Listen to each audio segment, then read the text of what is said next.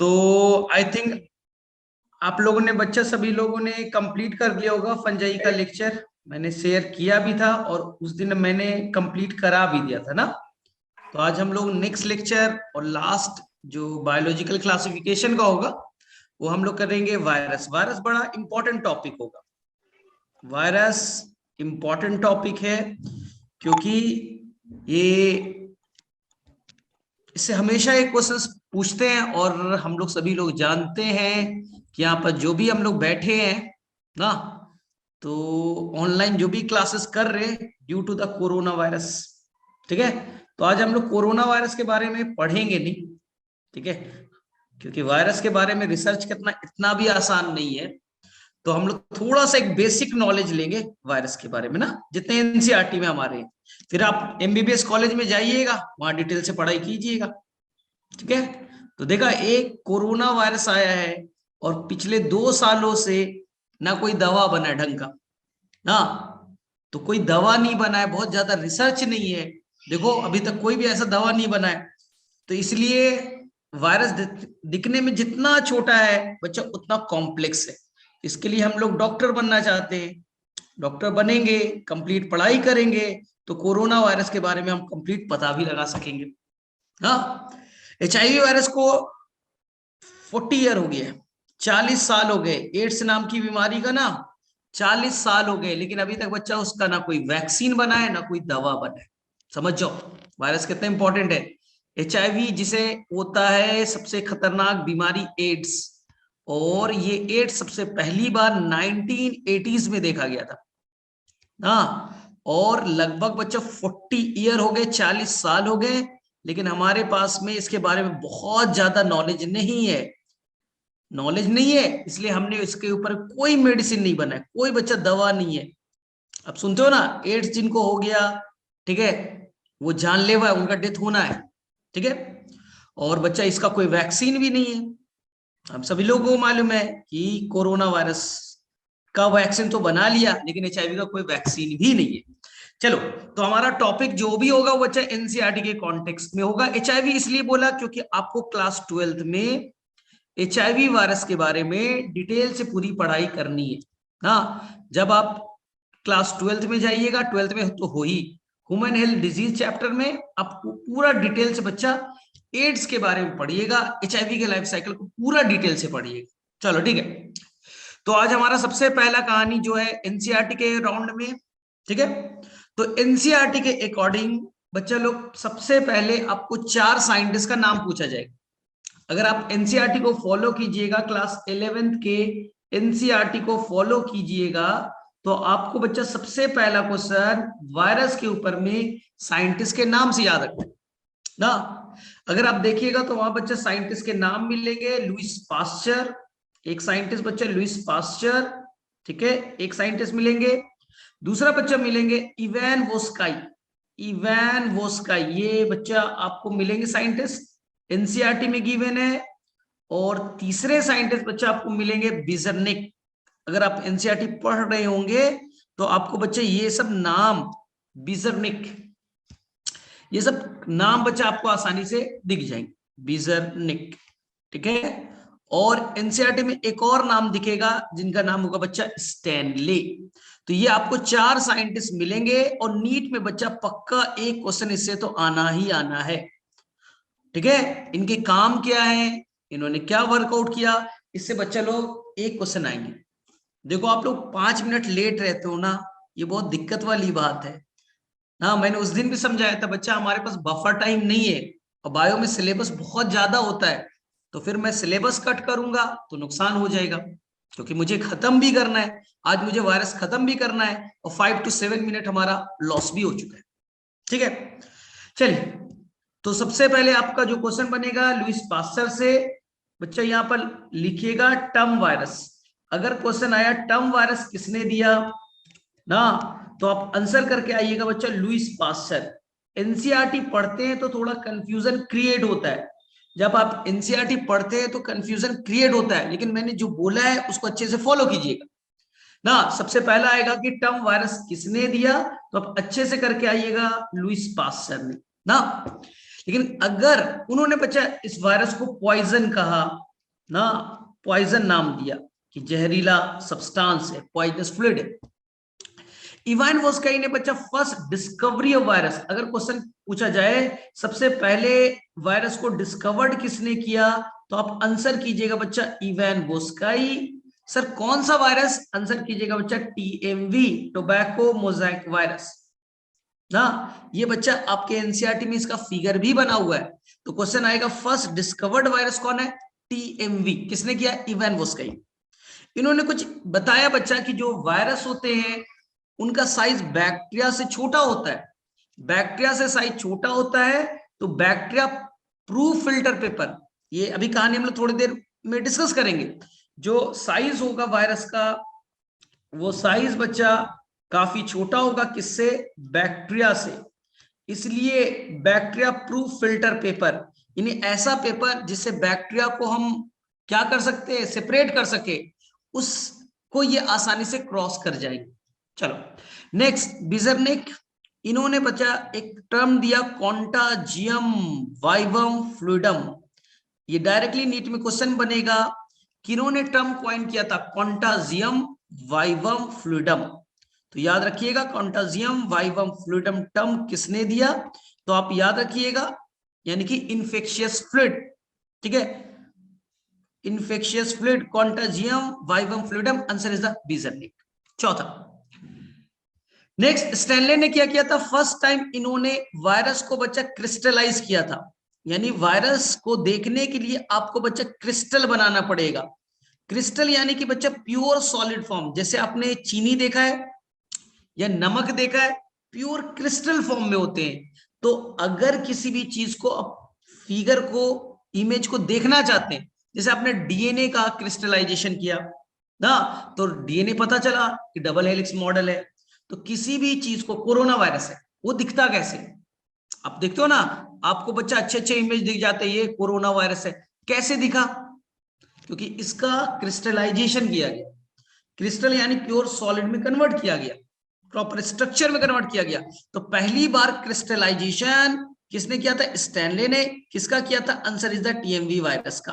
तो बच्चों लोग सबसे पहले आपको साइंटिस्ट के ऊपर 4 क्वेश्चन बन जाएंगे, ये याद रखिएगा। एनसीईआरटी में, आपके एनसीईआरटी में 4 बच्चे साइंटिस्ट का नाम गिवन है, और नीट में बच्चा एक क्वेश्चन मस्ट है, वायरस से 2 क्वेश्चन बनते हैं, एक बच्चा साइंटिस्ट से बनेगा। तो मैं चारों नाम फिर से बोल दूं, आप जाके एनसीईआरटी को अच्छे से रीड करिएगा, तो उनमें बच्चा मिलेगा पास्चर, लुइस पास्चर, नाम सुना होगा आपने। इवान वोस्काई, इन्होंने पहली बार वायरस को डिस्कवर्ड किया था, ठीक है, कौन सा वायरस था, टीएमवी वायरस, और इन्होंने बताया बैक्टीरिया का साइज, वायरस का साइज बहुत छोटा होता है, और ये बैक्टीरिया प्रूफ फिल्टर पेपर से भी क्रॉस कर सकता है।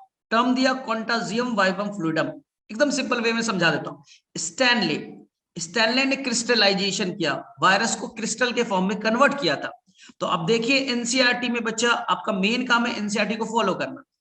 चलिए फटाफट बताइए क्या बच्चा आपको इवान वोस्काई 1892 दिखते हैं। सबसे पहले देखिए, virus means venous of poisonous fluid, ठीक है, ये बच्चा कहा था लुइस पास्चर ने, ये बच्चा पास्चर का स्टेटमेंट है, उन्होंने पहली बार टर्म वायरस कॉइन किया। इवान वोस्काई ने बताया बच्चा फर्स्ट डिस्कवर्ड वायरस जो कौन है, वो बच्चा टीएमवी था, और उन्होंने बताया ये बैक्टीरिया से काफी छोटे होते, बैक्टीरिया प्रूफ फिल्टर पेपर को क्रॉस कर जाएंगे।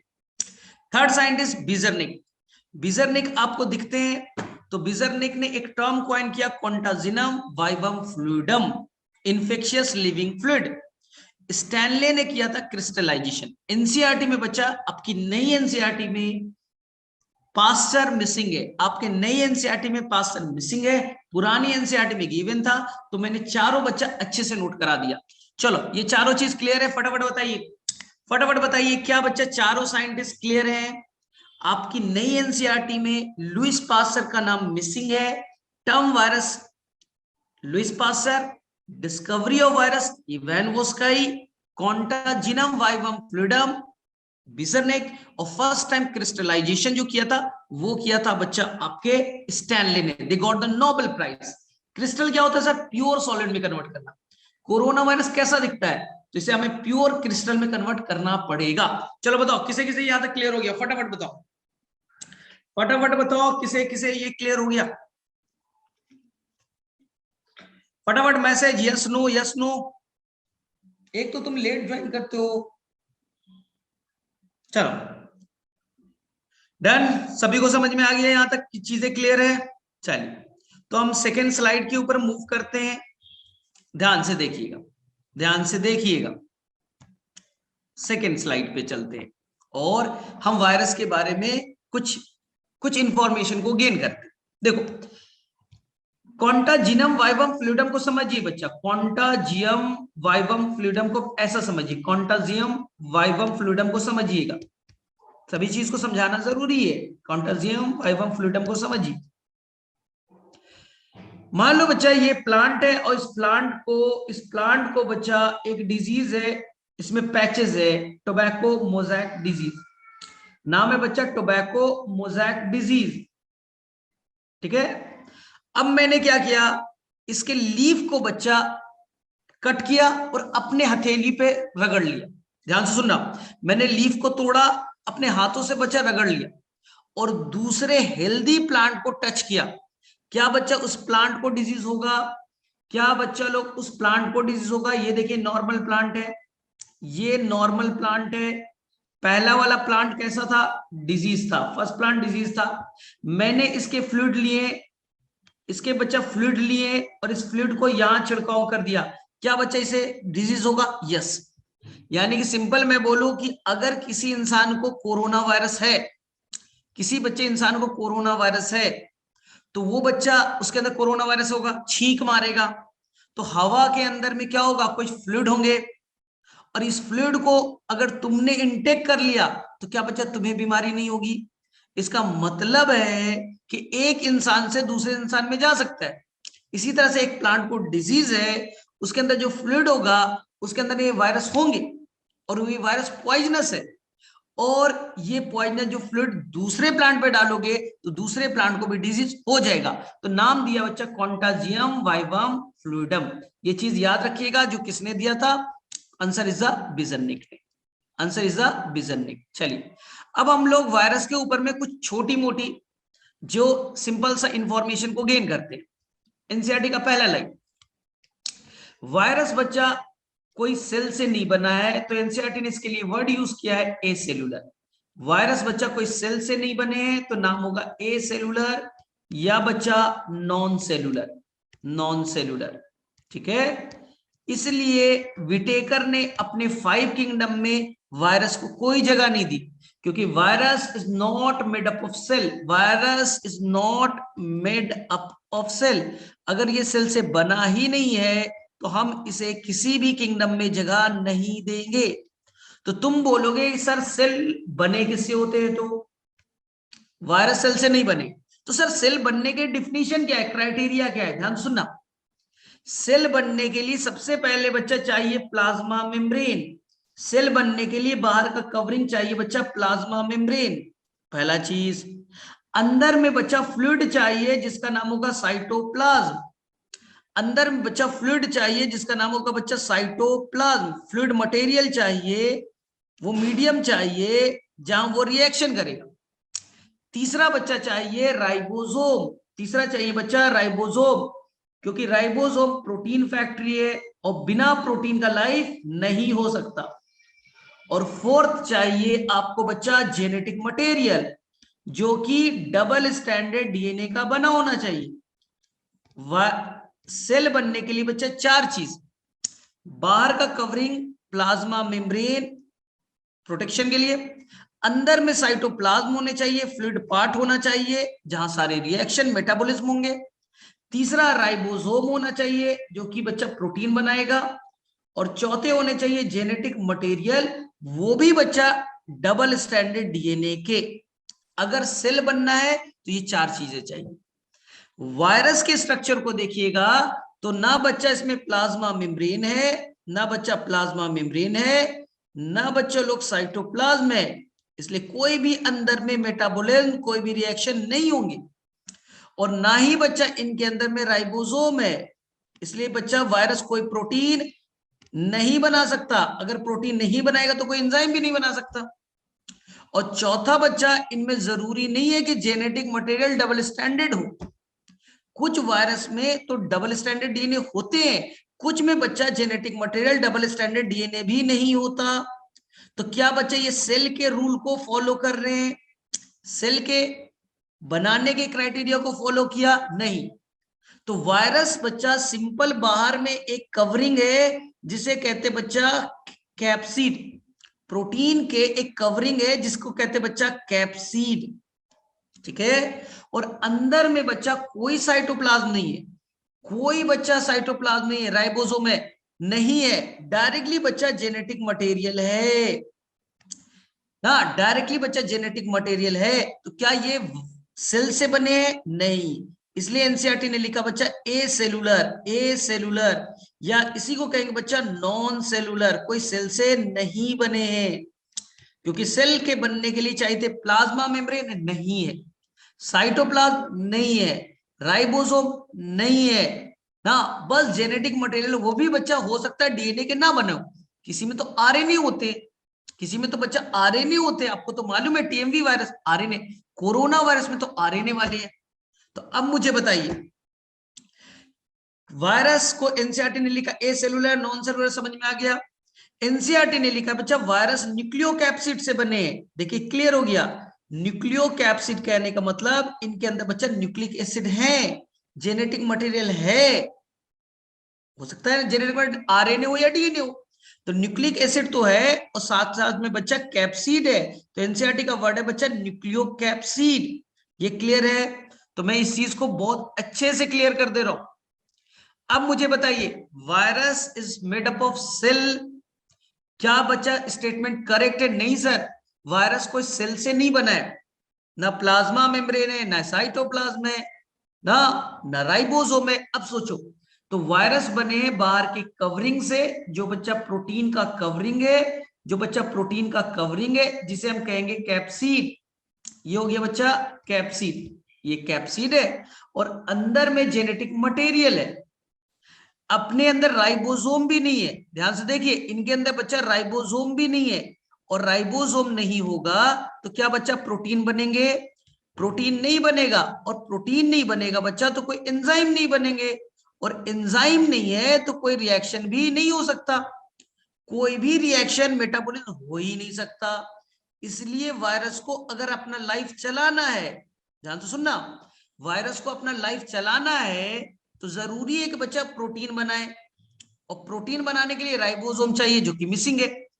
इसलिए मजबूरी में इस वायरस को बच्चा होस्ट चाहिए, इसलिए मजबूरी में बच्चा इस वायरस को होस्ट चाहिए, यानी कि उसे एक ऐसा सेल चाहिए जो कि उसे राइबोसोम प्रोवाइड करे।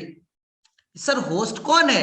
होस्ट हो सकते हैं बच्चा एनिमल के सेल हो जाए, हमारे सेल हो जाए, जैसे कोरोना वायरस है ना, वो हम लोग बच्चा होस्ट है, हमारे अंदर इंटर करेगा, हमारे राइबोसोम को यूज करेगा, प्रोटीन बनाएगा, एंजाइम्स बनाएंगे, अपनी लाइफ को चलाएंगे। हो सकता है ये बच्चा होस्ट प्लांट सेल हो जाए, हो सकता है बच्चा ये बैक्टीरिया हो जाए, या हो सकता है ये बच्चा होस्ट फंजाई हो जाए।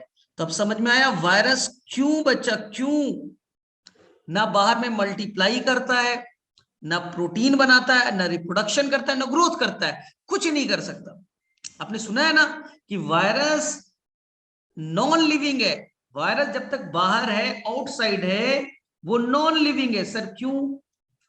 क्योंकि वायरस के अंदर में ग्रोथ बाहर में नहीं हो सकते, रिप्रोडक्शन अपना नंबर नहीं बढ़ा सकता, मेटाबॉलिज्म नहीं कर सकता, प्रोटीन नहीं बना सकता, एंजाइम नहीं बना सकते, क्योंकि इनके पास राइबोसोम ही नहीं है। इसलिए हमारे ऊपर वो अटैक करते हैं, क्योंकि हमारे राइबोसोम को यूज करे, अपना नंबर को बढ़ाए। एक बार हमारे होस्ट के अंदर इंटर कर गया, हमारे सेल के अंदर इंटर कर गए, तो ये बच्चा अपने नंबर भी बढ़ा लेंगे, अपना ग्रोथ भी कर लेंगे, अपना मेटाबॉलिज्म भी कर लेंगे, ठीक है ना, अपने सारे काम करेंगे जो बच्चा लिविंग में होते हैं। इसलिए वायरस लिविंग है या नॉन लिविंग है? आप बताइए, वायरस लिविंग है या नॉन लिविंग है? ये डिस्कशन का इश्यू है। तो आप क्या बोलिएगा? अब बताओ, सिंपल सा मैं पूछ रहा हूं, ये मुझे बताइए कि जो कोरोना वायरस है, जो आप सुनते हो कोरोना वायरस है, ये वायरस कैसा है? अगर आपसे कोई पूछे कि ये जो वायरस है ये लिविंग है, ये लिविंग है या बच्चा ये नॉन लिविंग है, आप क्या आंसर करोगे? सिंपल सा आप बताइए ना। आप बचपन से जानते हो कि सर वायरस में लिविंग का गुण भी है, नॉन लिविंग का भी गुण है। मैं सिंपल पूछ रहा हूं बच्चे कि जो कोरोना वायरस है लिविंग है या नॉन लिविंग है? आप सिंपल बोलो, आप आंसर को एकदम सिंपल फॉर्म में बोलो। आप ये बोलिए, जब तक वायरस बच्चा आउटसाइड है, हवा में है, जब तक बच्चा जो वायरस है आउटसाइड है, हवा में है, तो मुझे बताओ क्या वो अपने नंबर को मल्टीप्लाई करेगा? वायरस इन्वायरमेंट में, हवा में है, क्या नंबर को मल्टीप्लाई करेगा? नहीं। क्या ग्रोथ करेगा? नहीं। क्या प्रोटीन बनाएगा? नहीं। मेटाबॉलिज्म करेगा? नहीं। कोई काम नहीं कर सकता। आउटसाइड हो बच्चा, क्रिस्टलाइन फॉर्म में, क्रिस्टलाइन फॉर्म में, एक बार में जैसे कंकड़ पत्थर होते हैं ना, चीनी है घर में पड़ा हुआ ना, वैसे पड़े, कोई काम लायक नहीं। ना रिप्रोडक्शन है, ना ग्रोथ है, ना ना मेटाबॉलिज्म में, कुछ नहीं है। तो अगर आउटसाइड है, राइबोसोम ही नहीं है, कुछ कर ही नहीं सकते, इसलिए हम आउटसाइड को क्या मानेंगे बच्चा? Non living. कोरोना वायरस मेरे मोबाइल पे है, ना रिप्रोडक्शन करेगा, ना ग्रोथ करेगा, ना कोई प्रोटीन बनाएगा, ना कोई मेटाबॉलिज्म करेगा, ये बच्चा इनर्ट क्रिस्टलाइन फॉर्म में। एनसीईआरटी में ये लिखा है बच्चा, आउटसाइड ऑफ होस्ट। लेकिन वही कोरोना वायरस एक बार आपके लंग्स के सेल में इंटर कर गया, वही कोरोना वायरस जो बच्चा अभी बाहर में इनर्ट क्रिस्टलाइन फॉर्म में है, कोई काम लायक नहीं है, वही कोरोना वायरस आपके अंदर इंटर कर गया, तो बच्चा आपके अंदर में कुछ ही टाइम में अपने नंबर को इंक्रीज कर लेगा, अपने अंदर में मेटाबॉलिज्म करेगा, क्योंकि वो हमारे होस्ट का एंजाइम्स यूज करेंगे, राइबोसोम यूज करेगा, और ये बच्चा सारा काम करेगा जो लिविंग सो करते हैं। इसलिए कोरोना वायरस जब तक बाहर है नॉन लिविंग है, इनसाइड होस्ट है ये बच्चा लिविंग है। क्या ये बातें समझ में आ गई? क्या बातें ये समझ में आ गई?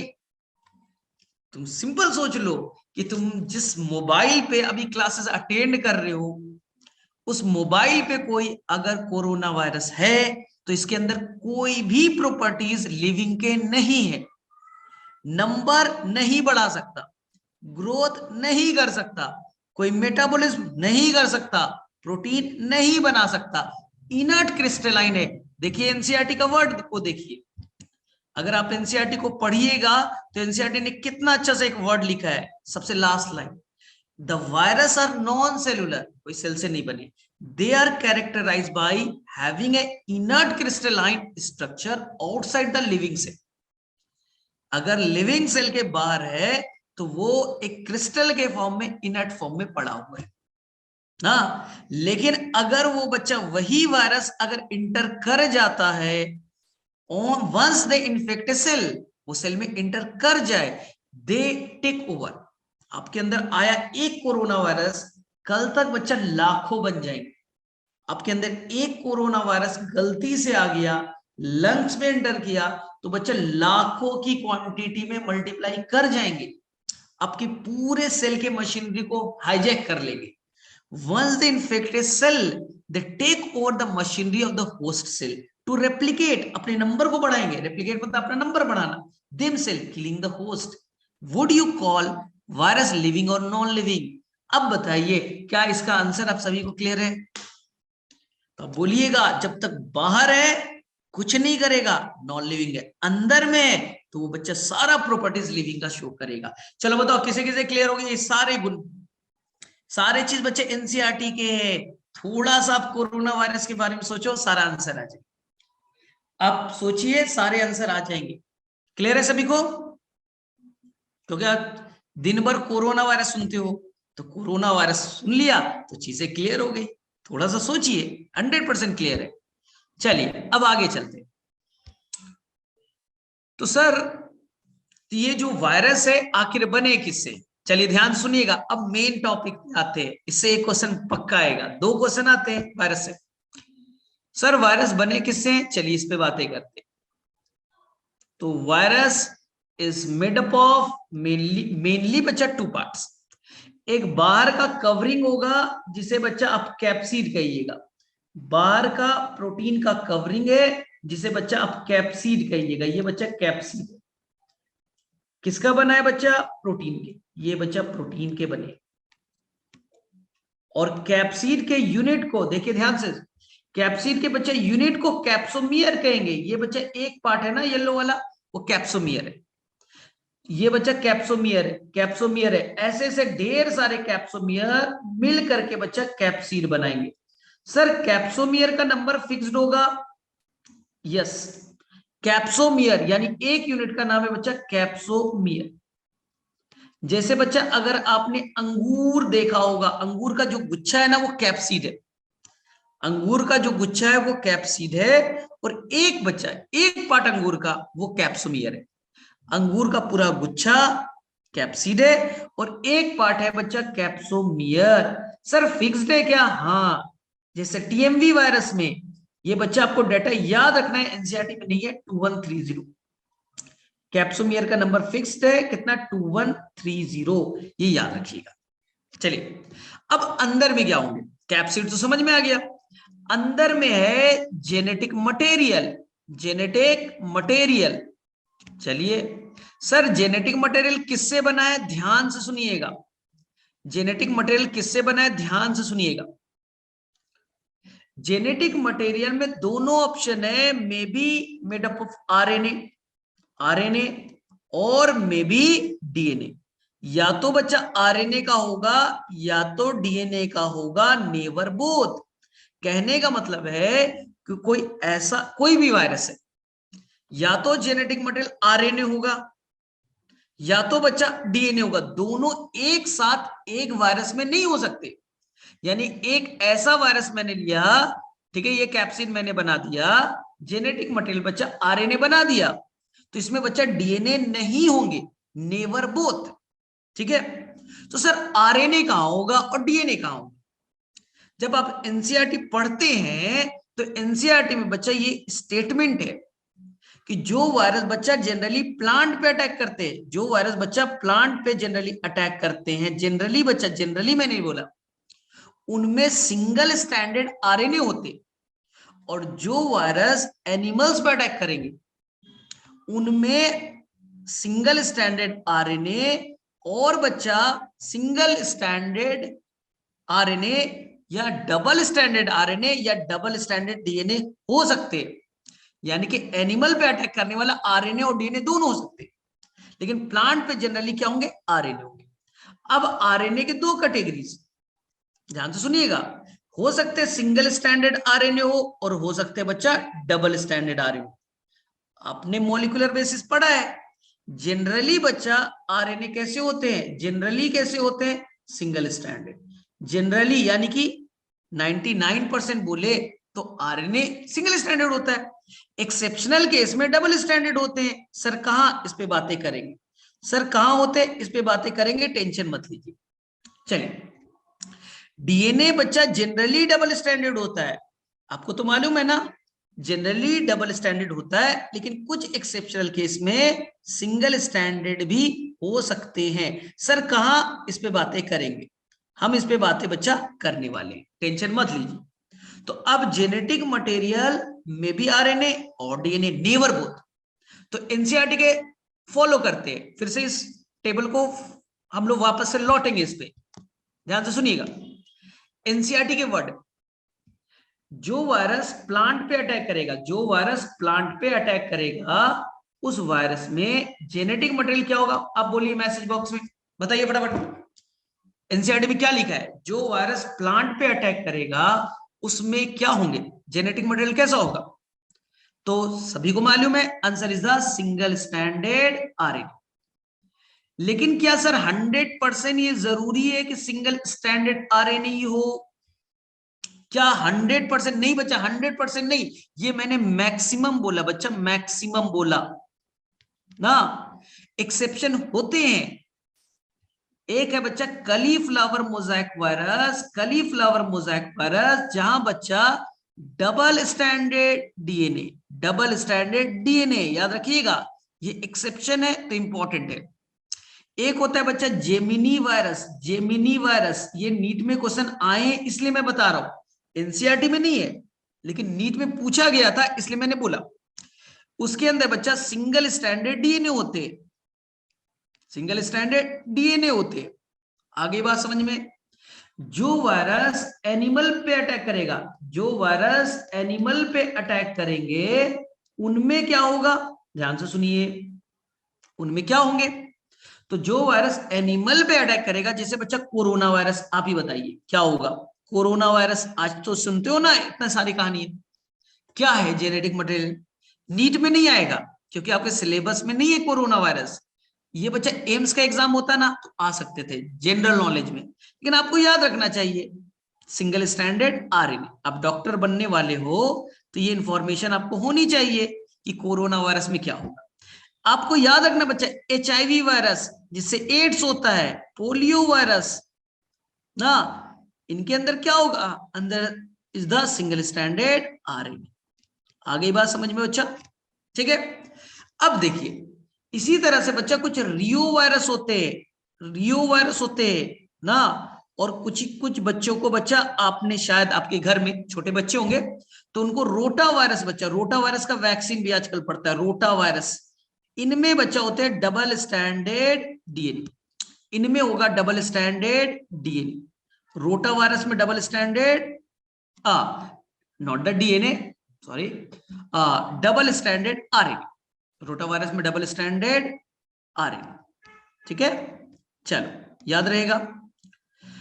सर हमारे अंदर में कोई डबल स्टैंडर्ड डीएनए भी है, हाँ हेपेटाइटिस में, हेपेटाइटिस के अंदर में, हेपेटाइटिस के अंदर में, और कौन सा हेपेटाइटिस, कई तरह के बच्चा, लेकिन हेपेटाइटिस बी वायरस के अंदर में होते हैं डबल स्टैंडर्ड डीएनए। तो हम एनसीईआरटी फॉलो करें, एनसीईआरटी के अकॉर्डिंग क्या था, हमारे अंदर में एनिमल के अंदर में single standard RNA, double standard RNA और डबल स्टैंडर्ड डीएनए हो सकते हैं। तो मैंने आपको बच्चा कोरोना वायरस बता दिया single standard RNA, HIV AIDS सबको मालूम है, polio virus single standard RNA, reo virus double standard RNA, hepatitis B virus double standard DNA. अब लास्ट, हाँ जो वायरस बच्चा बैक्टीरिया पे अटैक करेगा, जो वायरस बच्चा बैक्टीरिया पे अटैक करेगा आप उसे कहते हैं बच्चा बैक्टीरियोफेज, आप सभी को मालूम है जो वायरस बैक्टीरिया पे अटैक करते हैं उसका नाम होता है बच्चा बैक्टीरियोफेज, बैक्टीरियोफेज, ठीक है। सर क्या होता है उसमें, ध्यान से सुनना बच्चा, 12th के एनसीईआरटी का मैं डेटा दूंगा, आपकी एनसीईआरटी 12th में ये मेंशन है। तो अगर क्वेश्चन पेपर में कुछ ना लिखा रहे, अगर क्वेश्चन पेपर में कुछ ना लिखा रहे, केवल बैक्टीरियोफेज लिखा रहे, तो आप आंसर करके आइएगा बच्चा डबल स्टैंडर्ड डीएनए। अगर क्वेश्चन पेपर में केवल बैक्टीरियोफेज लिखा रहे तो आप बच्चा डबल स्टैंडर्ड डीएनए ही कीजिएगा। लेकिन अगर क्वेश्चन में क्यूबी बैक्टीरियोफेज लिख दे, अगर क्वेश्चन में क्यूबी बैक्टीरियोफेज लिख दे, ये क्लास 12 के एनसीईआरटी में, और आप लोगों ने बच्चा मॉलिक्यूलर बेसिस में पढ़ा भी होगा, किसी बच्चे को याद आ रहा है, आपकी एनसीईआरटी 12th में क्यूबी बैक्टीरियोफेज है, याद कीजिए उसमें बच्चा सिंगल स्टैंडर्ड आरएनए है। अगर आपने क्लास 12th एनसीईआरटी पढ़ा होगा तो वहां बच्चा सिंगल स्टैंडर्ड आरएनए मिले होंगे। और लास्ट बच्चा, लास्ट अब याद नहीं करना है क्योंकि एनसीईआरटी में, इसलिए मैंने याद करने के लिए बोला, एनसीईआरटी में इसलिए मैं पढ़ा रहा हूं। चलिए एक है बच्चा फाज 174, ये आपके एनसीईआरटी में बच्चा क्लास 12th के, वहां single standard DNA, single standard DNA. तो कई सारे डाटा मैंने दिए, लेकिन आपके लिए जो एनसीईआरटी में मेंशन है मैं उसी को याद करने के लिए बोल रहा हूं, फिर से बोल रहा हूं, जो वायरस बैक्टीरिया पे अटैक करेगा बच्चा बैक्टीरियोफेज। अगर क्वेश्चन पेपर में कुछ ना लिखा रहे तो आपको आंसर डबल स्टैंडर्ड डीएनए करना है, डबल स्टैंडर्ड डीएनए करना है। जैसे लैम्डा फाज लिख दे, T2 बैक्टीरियोफेज बोल दे, कोई भी बैक्टीरियोफेज बोले, आपको आंसर डबल स्टैंडर्ड डीएनए ही करना है। लैम्डा फेज बोले, T2 फेज बोले, जो फेज बोले, लेकिन क्वेश्चन में अगर क्यूबी बैक्टीरियोफेज लिखा है तो बच्चा सिंगल स्टैंडर्ड आरएनए होगा, क्योंकि ये क्लास 12 के एनसीईआरटी में मेंशन है। और अगर फाज 174 बोले तो सिंगल स्टैंडर्ड डीएनए होगा। ये क्लास 12 के एनसीईआरटी में मेंशन है। क्या याद रहेगी बात? तो मैं फिर से इस चीज को, इस डाटा को ध्यान से कीजिएगा। ये सारे डाटा बच्चा एनसीईआरटी के बोल रहा हूं। जो वायरस प्लांट पे अटैक करेगा उनमें बच्चा सिंगल स्टैंडर्ड आरएनए होंगे जनरली, लेकिन कलीफ्लावर मोज़ेक वायरस में डबल स्टैंडर्ड डीएनए होगा। ये नीट में क्वेश्चन आए थे, ये एक्सेप्शन था, नीट में क्वेश्चन पूछे गए थे, इसलिए मुझे बताना पड़ा। जेमिनी वायरस प्लांट पे अटैक करता है, उनमें बच्चा सिंगल स्टैंडर्ड डीएनए होते हैं, ठीक है। एनिमल पे अटैक करने वाले जैसे corona virus RNA single standard, HIV virus और polio virus single standard RNA. लेकिन बच्चे रियो वायरस, रोटा वायरस में डबल स्टैंडर्ड आरएनए, हेपेटाइटिस में डबल स्टैंडर्ड डीएनए, ठीक है। अब देखिए ध्यान से, बैक्टीरियोफेज अगर आएगा तो ध्यान से करना है बच्चा, ध्यान से कीजिएगा, डबल स्टैंडर्ड डीएनए। लेकिन क्यूबी बैक्टीरियोफेज आए तो सिंगल स्टैंडर्ड आरएनए, और फाज 174 आए तो सिंगल स्टैंडर्ड डीएनए कीजिएगा। अब मैं क्वेश्चन पूछ रहा हूं आपसे, नीट में आएगा टीएमवी वायरस बताइए, टोबैको मोज़ेक वायरस। तो मैंने क्या बोला, सारे वायरस प्लांट पे अटैक करने वाले सिंगल स्टैंडर्ड आरएनए, इन दो एक्सेप्शन को छोड़ करके सीएमवी और जेमिनी वायरस को। तो अब बताओ किसे किसे ये डाटा याद रहेगा? चलो फटाफट बताओ, किसे किसे ये एनसीईआरटी ये बेटा डाटा याद रहेगा? मैं एक बार टेस्ट जरूर कर रहा हूं, मैं ये अभी आपसे टेस्ट जरूर करूंगा, आपसे ये क्वेश्चन पूछूंगा, बताओ फटाफट किसे किसे याद रहेगा? बस बच्चा यही वायरस में डिफिकल्ट पार्ट था। चलिए याद रहेंगे तो चलो मैं एक टेस्ट कर लेता हूं आपका, चलो मैं टेस्ट करता हूं, ऐसे कैसे पता चलेगा। चलो, तो मैंने वायरस में बोला, वायरस में दो पार्ट, एक पार्ट बचा कैप्सिड, एक पार्ट बचा कैप्सिड, ठीक है, जो प्रोटीन का बाहर का कवरिंग होगा, और दूसरा पार्ट बचा जीएम, जीएम मतलब जेनेटिक मटेरियल। चलिए, ये दो तरह के, एक में बच्चा आरएनए और एक बच्चा डीएनए, ठीक है। अब ध्यान से, जो आरएनए बच्चा फर्दर, वो बच्चा दो तरह के, आरएनए फर्दर दो तरह के, एक बच्चा सिंगल स्टैंडर्ड आरएनए और एक बच्चा जो होगा वो होंगे डबल स्टैंडर्ड आरएनए होंगे, ठीक है। और डीएनए बच्चा दो तरह के, जनरली डबल स्टैंडर्ड डीएनए और कुछ में बच्चा सिंगल स्टैंडर्ड डीएनए। आपको मैंने अभी ढेर सारे एग्जांपल बताए, चलिए मुझे तीन ऐसे एग्जांपल बताइए, तीन ऐसे एग्जांपल बताइए जहां सिंगल स्टैंडर्ड आरएनए पाए जाएंगे। चलिए फटाफट आप मैसेज बॉक्स में टाइप कीजिए, तीन ऐसे वायरस का नाम बताइए, वो बैक्टीरिया पे अटैक करते हो, एनिमल पे अटैक करते हो, प्लांट पे मुझे मतलब नहीं, मुझे तीन ऐसा बताइए जहां सिंगल स्टैंडर्ड आरएनए है। चलिए फटाफट। तो सर पहला टीएमवी वायरस एनसीईआरटी का है, याद करने को बोला था। सर आपने बोला था क्लास 12 में क्यूबी बैक्टीरियोफेज है, ये भी याद कर लिया हमने, ठीक है। सर आपने एचआईवी वायरस, ये हमें डिटेल से 12th में पढ़ना है, तो बच्चा वही याद रखे जो एनसीईआरटी में, कोरोना वायरस एनसीईआरटी में नहीं है, मत याद कीजिए, ठीक है। तो टीएमवी वायरस एनसीईआरटी में है, याद कीजिए, क्यूबी बैक्टीरियोफेज है, याद कीजिए, एचआईवी है तो याद कीजिए। डबल स्टैंडर्ड एनसीईआरटी में नहीं है बच्चा, फिर भी आप रियो वायरस याद करके जा सकते थे, बस इतना कर लिया, रोटा वायरस रियो वायरस हो जाएंगे। तो डबल स्टैंडर्ड डीएनए बताओ, आप बताइए, डबल स्टैंडर्ड डीएनए का एग्जांपल बताइए, फटाफट बताइए। मैंने क्या बोला था, कोई भी बैक्टीरियोफेज पूछे, T2 बैक्टीरियोफेज पूछे, लैम्डा बैक्टीरियोफेज पूछे, आंख बंद करके बच्चा डबल स्टैंडर्ड डीएनए। मैंने कलीफ्लावर मोज़ेक वायरस बताया, प्लांट में एक्सेप्शनल वायरस था, ठीक है, हेपेटाइटिस बी वायरस बताया था। चलो सिंगल स्टैंडर्ड डीएनए बच्चा कौन होगा, सिंगल स्टैंडर्ड डीएनए मैंने एक बताया, ये आपके 12th के एनसीईआरटी में, लेकिन शायद आपको नहीं दिखा होगा कभी, शायद बच्चा नहीं दिखा होगा, फाज 174, फाज 174। क्या ये किसी को क्लास 12th में दिखा था? क्या बच्चा फाज 174 एनसीईआरटी में कभी आप लोगों ने देखा था? बोलो, चैप्टर 6 में देखा था, हाँ, लेकिन बच्चों वहां लिखा नहीं है कि सिंगल स्टैंडर्ड डीएनए, कभी आपने देखा है वहां पर बच्चा, कभी लिखा नहीं है कि फाज 174 सिंगल स्टैंडर्ड डीएनए, वो बेटा क्लू थे। हाँ एक बच्ची है भावना, उसने सही पता है, उसने बच्चा सही बोला आंसर, देखो, देखिए उसमें था ना, क्या क्लू तो बताऊं, क्योंकि बच्चा वहां पर लिखे थे कि ह्यूमन बीइंग में कितने हैं, तो आपने पढ़ा 3.3 इंटू 10⁻9 न्यूक्लियोटाइड बेस पेयर लिखा था बच्चा। ई कोलाई में कितने, कुछ ऐसा लिखा था 4.6 इंटू 10⁻6 बेस पेयर लिखा था बच्चा, पेयर लिखे थे।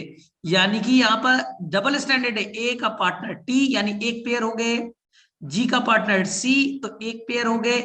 लेकिन बच्चा जहां फाज 174 लिखा है ना, आप देखिएगा एनसीईआरटी में, वहां बच्चा केवल न्यूक्लियोटाइड्स लिखे थे, यानी वहां न्यूक्लियोटाइड का पेयर नहीं लिखा है। इसका मतलब वो डबल स्टैंडर्ड ना होकर के सिंगल स्टैंड था, तभी तो वहां न्यूक्लियोटाइड लिखा, ए जी टी सी न्यूक्लियोटाइड्स लिखे, पेयर नहीं लिखा। इसका मतलब है कि वो बच्चा सिंगल स्टैंडर्ड था, ये बच्चा क्लू के फॉर्म में था। क्या आप जाके कर लीजिएगा इस पे काम, ठीक है? क्या बच्चा है, अब समझ में आ गया, क्लू समझ में आ गया सभी को? ठीक है, यानी वायरस अब समझ में आ रहा है। चलो, एकदम करेक्ट है, एकदम करेक्ट है। चलिए अब मैं कुछ और नया चीज बताऊं। यानी वायरस के बच्चा चार पार्ट्स हो गए, एक पार्ट बच्चा आपका कैप्सिड हो गया, कोई दिक्कत नहीं है। दूसरा पार्ट बच्चा जीएम हो गया, जेनेटिक मटेरियल बच्चा, कोई दिक्कत नहीं है। जनरली दो ही पार्ट के होते हैं। लेकिन बच्चा कुछ एक्सेप्शनल केस में, बच्चा कुछ एक्सेप्शनल केस में इनके अलावा बच्चा, ये देखिए, ये बच्चा आपका कैप्सिड हो गया, ये बच्चा कलर चेंज कर दूं, हाँ चलो ये सेम कलर का बनाता हूं। ये बच्चा कैप्सिड हो गया और ये बच्चा न्यूक्लिक एसिड यानी जेनेटिक मटेरियल हो गए। कुछ वायरस में बच्चा इसके बाहर में भी कवरिंग होगा जिसका नाम होगा बच्चा इनवेलप।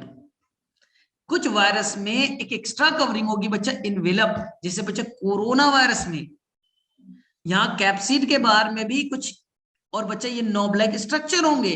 एचआईवी वायरस जो एड्स कॉज करता है बच्चा, उसमें भी एक एक्स्ट्रा कवरिंग होंगे ना। तो ये याद रखिएगा, कुछ एक्सेप्शनल वायरस में एक्स्ट्रा कवरिंग होती है जिसका नाम क्या होता है बच्चा इनवेलप। चलिए तीसरा चीज, कुछ वायरस के अंदर बच्चा एंजाइम्स भी पाए जाते हैं। कुछ वायरस के अंदर बच्चे लोग एंजाइम्स भी पाए जाते हैं, जैसे बच्चा ये भी एक्सेप्शनल है, एचआईवी वायरस में एंजाइम पाया जाएगा रिवर्स ट्रांसक्रिप्टेज, नाम सुना है आपने, जिससे वो रिवर्स ट्रांसक्रिप्शन कर सके, अपने आरएनए को डीएनए में कन्वर्ट कर सके। याद कीजिए, आपको पूरा डिटेल से जूलॉजी में पढ़ाया जाएगा, रिवर्स ट्रांसक्रिप्टेज, याद आया आपको? तो कुछ एक्सेप्शनल वायरस में बच्चा टीएमवी में नहीं है, कोरोना में भी नहीं है।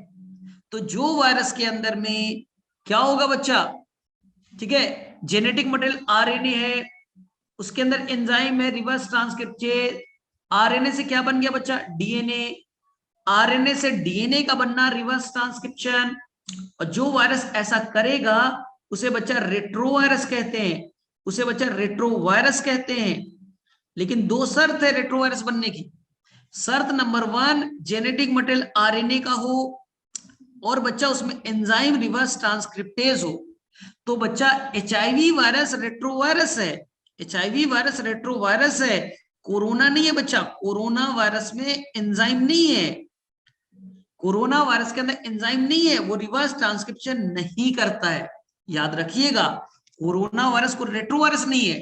टीएमवी वायरस भी बच्चा रेट्रोवायरस नहीं है क्योंकि इसमें एंजाइम रिवर्स ट्रांसक्रिप्टेज नहीं है। क्या ये चीज समझ में आई? आपसे मैं फिर से पूछ लेता हूं, व्हाट इज रेट्रोवायरस, बोलिए व्हाट इज रेट्रोवायरस, कर लीजिएगा फटाफट बोलिए व्हाट इज रेट्रोवायरस। तो रेट्रोवायरस जिसमें रिवर्स ट्रांसक्रिप्शन होगा, उसके लिए दो कंडीशन, एक तो उसमें genetic material single standard RNA हो और दूसरा कंडीशन बच्चा एंजाइम हो। कोरोना वायरस में रिवर्स ट्रांसक्रिप्टेज एंजाइम नहीं है, टीएमवी में नहीं है, पोलियो में नहीं है, इसलिए वो रिवर्स ट्रांसक्रिप्शन नहीं करेगा, वो बच्चा रेट्रोवायरस नहीं होगा। तो एग्जांपल में आप अच्छे से याद करके जाइए, कौन सा, एचआईवी यानी जो एड्स कॉज करता है वो बच्चा रेट्रोवायरस में आए। चलो यहां तक सभी को क्लियर है, रेट्रोवायरस सभी को समझ में आ गया, अब कोई गड़बड़ नहीं करोगे। चल अब देखिए आगे चलते, अब नेट चीज को समझते हैं।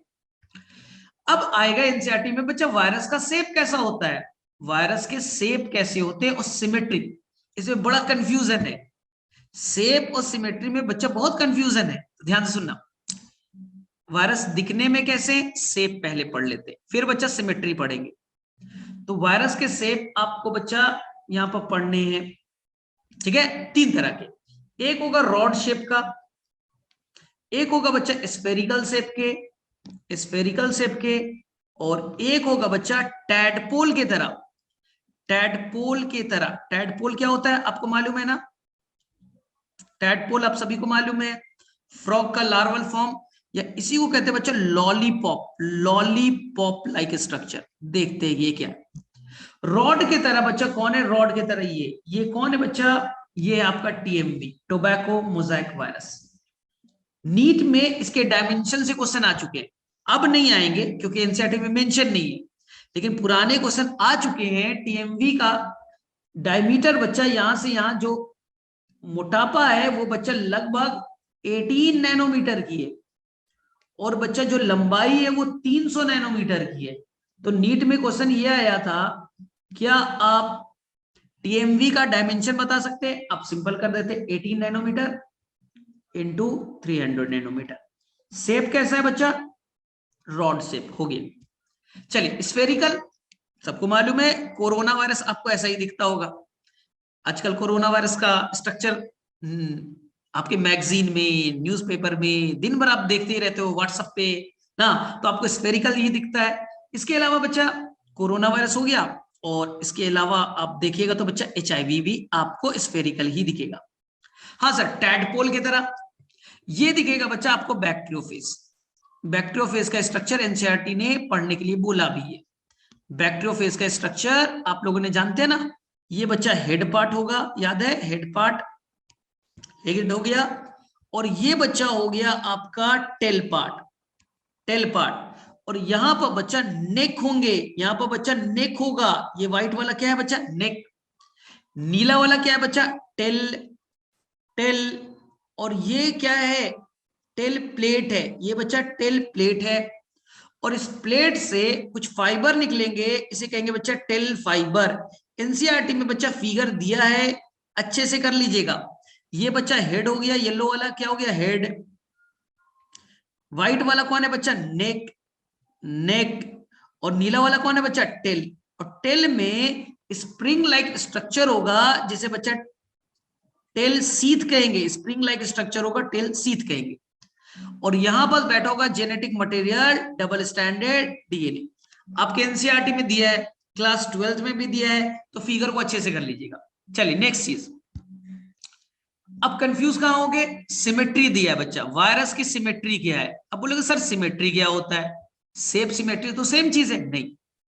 सिमेट्री, अब ध्यान से सुनना, सिमेट्री क्या है, ध्यान से सुनिएगा। सिमेट्री का मतलब पहले समझना, वायरस के अंदर में जो बच्चा कैप्सिड है, जो बच्चा कैप्सिड है, कैप्सिड यानी प्रोटीन, कैप्सिड के यूनिट को क्या कहते हैं, कैप्सोमियर। ये कैप्सोमियर का अरेंजमेंट कैसा है, ये बच्चा पूरे वायरस का शेप नहीं बोल रहा है, कैप्सोमियर का अरेंजमेंट, कैप्सोमियर के अरेंजमेंट को हम सिमेट्री कहते हैं। जैसे सर बता दीजिए, आप बताइए, अरेंजमेंट को हम क्या कहते हैं, कैप्सोमियर कहते हैं। सिमेट्री कैसे, देखिए, जैसे बच्चा आप पढ़िएगा टीएमवी का, एनसीईआरटी में लिखा है बच्चा हेलिकल, तो आप बोलोगे सर आपने एनसीईआरटी में तो रॉड शेप बताया, नहीं बच्चा वो शेप था, और ये हेलिकल ना, ये सिमेट्री है, दोनों अलग चीजें। बोले मतलब, कहने का मतलब है कि जब एनसीईआरटी आप पढ़ते हैं तो आपको बच्चा ऐसा फिगर बनता हुआ दिखेगा, कैप्सोमियर के फिगर ऐसे बने हुए दिखेंगे। ये बच्चा आपके यहाँ पर कैप्सोमियर बने हुए हैं, क्या आपके एनसीईआरटी में ऐसा फिगर है ना, आपके एनसीईआरटी में ऐसा ही तो फिगर है। आप एनसीईआरटी जब पढ़ते हैं तो ऐसा ही तो फिगर दिखता है। तो आपस में कैप्सोमियर का अरेंजमेंट कैसा है, हेलिकल फॉर्म में, हेलिक्स के तरह है, हेलिकल फॉर्म में है ना, इस तरह के बने ना, तो ये हो गया हेलिकल, कैप्सोमियर का अरेंजमेंट हेलिकल है, ठीक है। तो सिमेट्री कैसी होगी, हेलिकल होगी। और उनमें बच्चा, उनमें बैठा हुआ कौन है, आपका genetic material, single stranded RNA. जो प्रोटीन है उनके परसेंटेज बच्चा 95% है, 95% है, यानी मैक्सिमम प्रोटीन है, और 5% के आसपास जेनेटिक मटेरियल है, यानी ज्यादा अमाउंट कौन होता है, प्रोटीन का, और जेनेटिक मटेरियल ओनली द 5%। याद हो गया। चलो दूसरा, एनसीईआरटी में बच्चा लिखा है कि जो आपके बैक्टीरियोफेज होते हैं, बैक्टीरियोफेज होते हैं, उनके अंदर में जो सिमेट्री है वो बच्चा आइकोसाहेड्रल है। आइकोसाहेड्रल है या पॉलीहेड्रल है? आइकोसाहेड्रल है या कैसा है बच्चा, पॉलीहेड्रल है। देखिए कैसे, जब बैक्टीरियोफेज का स्ट्रक्चर देखिएगा तो क्या बच्चा आपको हेड ऐसा दिखता है ना, उसमें कई सारे आपको फेसेस दिख रहे हैं, ऐसे मेरे तरफ देखिए, फेसेस ऐसे, इधर भी है, इधर भी है, कई सारे फेसेस है, तो नाम दिया बच्चा पॉलीहेड्रल। जो हेड वाला पार्ट है, उसमें बहुत सारे फेसेस हैं, तो नाम पड़ा पॉलीहेड्रल या आइकोसाहेड्रल। तो हेड पार्ट में तो पॉलीहेड्रल है, लेकिन बच्चा जो टेल पार्ट है, इनमें जो कैप्सोमियर है बच्चा, कैप्सोमियर है वो हेलिकल है। यानी कि बैक्टीरियोफेज में सिमेट्री पूछा जाए तो बच्चा डुअल नेचर का है, हाइब्रिड नेचर का है। हेड वाला पार्ट तो पॉलीहेड्रल है, लेकिन बच्चा टेल वाला पार्ट कैसा है, हेलिकल है। क्या आपको शेप और सिमेट्री समझ में आ गई? इसमें बहुत कंफ्यूजन होता है, शेप सिमेट्री सबको एक ही चीज लगता है, नहीं बच्चा, दोनों अलग अलग चीजें। क्लियर है यहां तक? चलो बताओ फटाफट, सबको क्लियर है ना? सब बच्चे एनसीईआरटी चल रहा है, ये आपको कुछ भी एक्स्ट्रा नहीं बताया जा रहा है। देख लीजिएगा, लास्ट पढ़िए, एनसीईआरटी में लिखा है the protein coat called capsid made up of, हाँ अभी टाइम है हमारे पास, the protein coat called capsid made up of small subunit called capsomere, मैंने बताया, प्रोटेक्ट द न्यूक्लिक एसिड, अंदर में न्यूक्लिक एसिड, चारों तरफ से capsid. The capsomere are arranged in helical और polyhedral, ठीक है, ज्योमेट्रिक फॉर्म। वायरसेस, अब ठीक है, तो वायरसेस कैन कॉज डिजीज, हमें मालूम है बीमारी कौन कौन सा होता है, जितने भी बच्चा पॉक्स होंगे, जितने भी फ्लू होंगे, जितने भी बच्चा पॉक्स फ्लू होंगे, ठीक है, एड्स बीमारी, पोलियो, ठीक है, मम्स, रेबीज, ये सब याद रख, आपको एनसीईआरटी याद रखना है बस बच्चा, आपको एनसीईआरटी की लैंग्वेज याद रखनी है। इसी तरह से प्लांट में कई सारे डिजीज होते हैं, जिसमें बच्चा लिखा है डॉर्फिज्म, प्लांट की हाइट नहीं बढ़ पाएगी, प्लांट की कभी भी बच्चा हाइट नहीं बढ़ पाएगी। डॉर्फिज्म, प्लांट की हाइट बढ़ेगी लेकिन स्लो रेट से बढ़ेगी बच्चा, स्टंटेड ग्रोथ। देखिए, एक प्लांट को 6 फीट बनना था, वो बच्चा 2 फीट का ही रहा, कभी बढ़ नहीं पाया, तो बच्चा डॉर्फिज्म। प्लांट की हाइट बच्चा 6 फीट बनना था, स्लो रेट से बढ़ रहा है, बढ़ तो रहा है लेकिन स्लो रेट से बढ़ रहा है, बच्चा स्टंटेड ग्रोथ। फिर एनसीईआरटी मिलेगा येलोइंग, ठीक है, leaf rolling and leaf curling. देखिए ये लीफ है, लीफ बच्चा हल्का सा झुक जाएगा तो लीफ कर्लिंग, और पूरा बच्चा रोल हो गया, लीफ रोलिंग। समझ में आया? हल्का सा मुड़ गया तो लीफ कर्लिंग, और पूरा बच्चा रोल हो गया तो लीफ रोलिंग। मोज़ेक बताया, ध्यान से देख लीजिए, आपको एनसीईआरटी के सारे वर्ड्स याद होने चाहिए। हम पढ़ तो लेते हाई फाई जो नहीं काम का है, लेकिन एनसीईआरटी भूल जाते हैं। तो एनसीईआरटी में क्या क्या था बोलो? प्लांट का हाइट बढ़ नहीं पाया, डॉर्फिज्म। प्लांट का हाइट बढ़ तो रहा है, रेट स्लो है, तो नाम दिया स्टंटेड ग्रोथ, स्टंटेड ग्रोथ, ठीक है। फिर मैंने बोला लीफ है, लीफ का हो गया कर्लिंग, और ये बच्चा है लीफ का रोलिंग। आ गई बात समझ में? फिर एनसीईआरटी में बच्चा मोज़ेक क्या होता है समझिए, ये बच्चा लीफ है, ये बच्चा लीफ है, ये वेन, ये बच्चा वेन। ध्यान सुनना, लीफ में कुछ पार्ट में बच्चा क्लोरोफिल नहीं बन रहे, लीफ में कुछ पार्ट में क्लोरोफिल नहीं बन रहा है, वो पीले रंग में कन्वर्ट हो रहा है, क्लोरोसिस, और वहां के टिश्यू का डेथ भी हो रहा है बच्चा, फोटोसिंथेसिस तो कर नहीं रहा है, खाना बना नहीं रहा है, उनका बच्चा डेथ हो रहा है, डेथ होते जा रहा है। तो ये क्या धब्बे नुमा स्ट्रक्चर नहीं दिखेंगे? लीफ एक तो फोटोसिंथेसिस नहीं कर रहा है, क्लोरोफिल का खत्म हो गया, टिश्यू का डेथ हो रहा है, तो यही बच्चा हो गया, छोटे छोटे पैचेस बन जाएंगे, इसी को कहते हैं बच्चा मोज़ेक डिजीज। मोज़ेक डिजीज, जैसे आपने पढ़ा टीएमवी, टोबैको मोज़ेक डिजीज, आपने पढ़ा कलीफ्लावर मोज़ैक वायरस, कलीफ्लावर में ऐसा करेगा, तो ये बहुत आसान है। चलिए अब मैं एक लास्ट बोल के एंड कर रहा हूं, ठीक है, ध्यान से सुनना। आपको बच्चा वायरस, वायरवाइड्स, वायरवाइड्स और बच्चा प्रायोन्स में लेके बड़ा कंफ्यूजन होता है ना सभी को। इन तीन में बड़ा कंफ्यूजन है। मुझे केवल कितने मिनट चाहिए, 5 मिनट्स होता तो बहुत होता, मैं 3 मिनट में बता देता हूं, क्योंकि आपकी गलती है, आप बच्चा लेट से ज्वाइन किए, 5 मिनट्स मेरा लेट हुआ, नहीं तो मैं सारा चीज बताता। चलिए, तो गलती आपकी है, थोड़ा आपको नुकसान होना चाहिए, नुकसान होगा तभी तो पता चलेगा ना टाइम का इंपॉर्टेंस। चलिए, वायरस बाहर का पार्ट कैप्सिड, बाहर का पार्ट कैप्सिड और अंदर में जेनेटिक मटेरियल, हो गया बच्चा वायरस। वायरवाइड ध्यान से सुनना, कोई वायरस प्लांट पे अटैक किया, कोई वायरस बच्चा, ये मान लो ये प्लांट वायरस है, ये प्लांट वायरस है, प्लांट पे अटैक किया और इसके अंदर में बेटा म्यूटेशन हो गया, कोई जीन खराब हो गए और ये जीन खराब हो गया, अब ये कैप्सिड नहीं बना पा रहा है, यानी कोई प्लांट वायरस था, प्लांट पे अटैक किया और उसके अंदर में म्यूटेशन हुआ, कोई जीन खराब हो गए, अब वो बच्चा कैप्सिड बना ही नहीं रहा है, तो केवल क्या बचा, सिंगल स्ट्रैंडेड आरएनए बचे, इसी का नाम बच्चा वायरवाइड्स है। आ गई बात समझ में, यानी plant virus minus capsid is known as viroids. Clear, plant virus minus capsid, हटा दो कैप्सिड तो हो गए बच्चा वायरवाइड्स।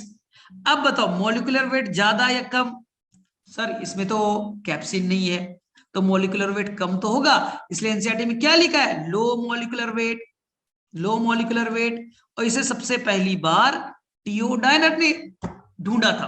आप ऐसे याद कर लीजिए कि भाई डाइनर साहब थे, डाइनिंग टेबल पे बैठे करके डिनर कर रहे थे, डाइनर साहब डाइनिंग टेबल पे डिनर कर रहे थे, ठीक है। अब उन्होंने क्या किया भाई, पोटैटो खा रहे थे, पोटैटो खा रहे थे, और पोटैटो जो होता है ना बच्चा, ट्यूबर होता है, वो जमीन के नीचे ग्रो करता है, ट्यूबर, और वो ट्यूबर बच्चा स्पिंडल शेप का था, तो वहां से एक बीमारी नाम पड़ी, पोटैटो स्पिंडल ट्यूबर डिजीज। फिर से बोल रहा हूं, आपको याद रखना है, डाइनर साहब डाइनिंग टेबल पे बैठे थे, डिनर कर रहे थे, आलू बच्चा ओवल होना चाहिए था, कैसा मिल रहा है, स्पिंडल लाइक, तो पता चला इस आलू पे बीमारी हो गई है। किसने बीमारी कॉज की, वायरवाइड्स ने। वायरवाइड होता क्या है, ऐसा वायरस जिसमें कैप्सिड नहीं है, तो केवल क्या है, आरएनए सिंगल स्ट्रैंडेड, तो मॉलिक्यूलर वेट कम तो होगा, और ये केवल प्लांट पे अटैक करने वाले वायरस में ही देखा जाएंगे, तो ये चीज क्लियर है। तीसरा, अगर कोई ऐसा वायरस जो बच्चा केवल उसमें इन्फेक्शियस प्रोटीन, खराब वाले डिफॉर्म प्रोटीन है, जो प्रोटीन का एक प्रॉपर कंफर्मेशन होता है बच्चा, ये प्रॉपर कंफर्मेशन लूज कर गया, डिफॉर्म्ड प्रोटीन हो गए, कोई जेनेटिक मटेरियल नहीं, केवल बच्चा डिफॉर्म प्रोटीन है, उसी को बच्चा प्रायोन्स कहते हैं, ये केवल एनिमल्स पे अटैक करेगा और हमारे अंदर में ब्रेन रिलेटेड बीमारियां करेगा, हमारे अंदर में ब्रेन से रिलेटेड बीमारी करेगा, नाम पढ़ना, मैड कॉ disease, Kuru disease, bovine spongiform encephalopathy. तो अगर हम लोग अगले क्लास में थोड़ा इस पर डिस्कस करेंगे, और नेक्स्ट क्लास में बच्चा प्लांट किंगडम स्टार्ट कर देंगे, प्लांट किंगडम हम लोग स्टार्ट कर देंगे, ठीक है। अगर जरूरत पड़ा तो हम लोग थोड़ा सा रिवीजन करेंगे वायरस का, बाकी आगे मूव कर जाएंगे। तो इस लेक्चर को वापस से देख लीजिएगा, आप लोग वायरस के लेक्चर को वापस से देखिएगा, वायरस बहुत इंपॉर्टेंट है, 2 क्वेश्चन आपको दे करके जाएगा। चलो, तो किसी किसी आज का, सर वायरवाइड्स प्रायोन नहीं होगा, प्रायोन्स में केवल प्रोटीन, जेनेटिक मटेरियल नहीं होंगे, केवल प्रोटीन तो प्रायोन्स, केवल जेनेटिक मटेरियल तो वायरवाइड्स, और दोनों है तो वायरस। चलो, किसी किसी समझ में आ गया, फटाफट बताओ, फटाफट फटाफट, क्लास एंड हो गया है।